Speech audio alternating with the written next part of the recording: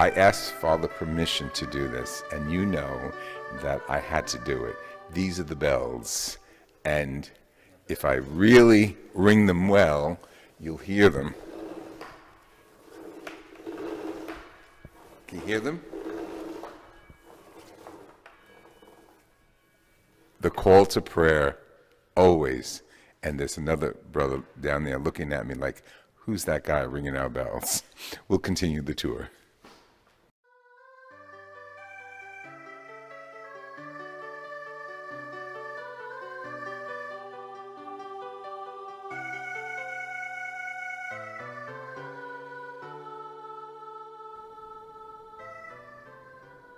Here we are in the backyard, the garden, and Father has invited us into the precincts, the private areas of their home, and it's such a beautiful, another beautiful, peaceful aspect of this monastery.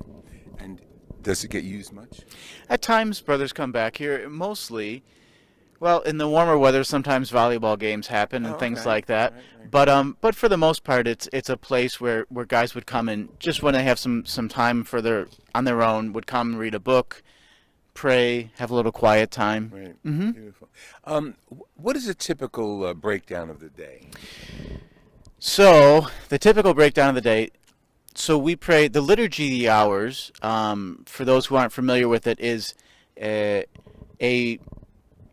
a series or a way that the Psalms are prayed in a 4-week cycle by all priests and sisters and brothers throughout the world. And so we pray 5 of the hours together in common. And so we pray office of readings at 6 a.m. So most of us are getting up by 5 a.m. Some guys a little bit earlier, some guys a little bit later. We get together and pray at 6. Then we have an hour of meditation. Usually a cup of coffee is somewhere in there, or a cup of tea or something like that. At 7:30 we pray morning prayer, so another hour of the liturgy of the hours. Then we have Mass together, just ourselves and our friary, usually. After that is breakfast. So basically, we pray, we eat. This is the rhythm of our day for the most part. After that is some sort of work. So for our novices, it's often classes or maybe chores. For our other brothers, it may be doing maintenance on the friary. So a building this old, needs a ton of work. The roof is leaking, and this is breaking, and radiators. I mean, we have 4 boilers in this. So in any case, so some brothers are working on maintenance. Some brothers, as we said, Brother Andre, the garden. I have a lot of just administrative things that I often am doing. Or the brothers are working at the front door, ministering to the people that come. Right. And so all of that happens. So guys do their various things. And then at noon, we have midday prayer. And then we have lunch. Again, prayer, eat, prayer, eat. Right. Then again, it's work time in the afternoon or some other sort of ministry. And then at 5 o'clock, we have a holy hour with evening prayer.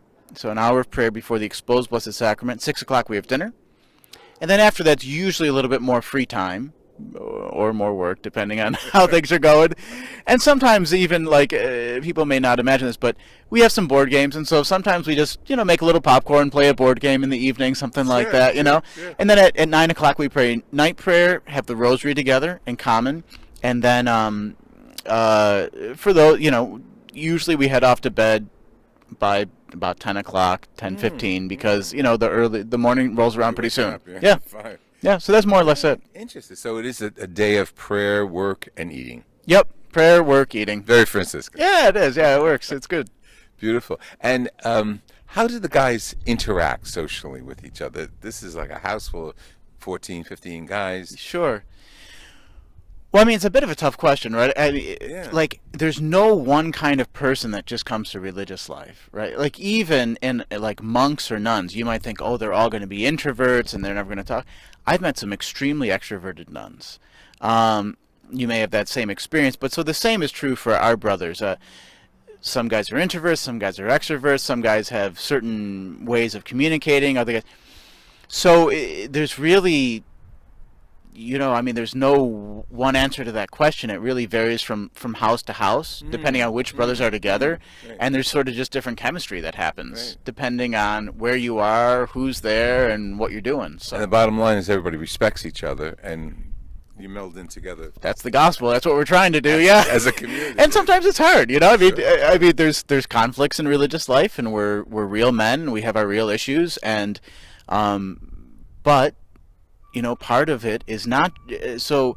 Religious life doesn't mean you're never going to struggle with each other. Right. It means that when you struggle with each other, you're going to try to communicate honestly, openly, build trusting relationships, and forgive each other.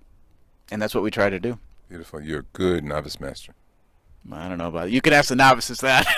Thank you. We're going to go inside, and Father is going to continue this tour. All right, we hope you appreciate the beauty, the majesty, the humility of it all, and in the Franciscan spirit. Let's go inside.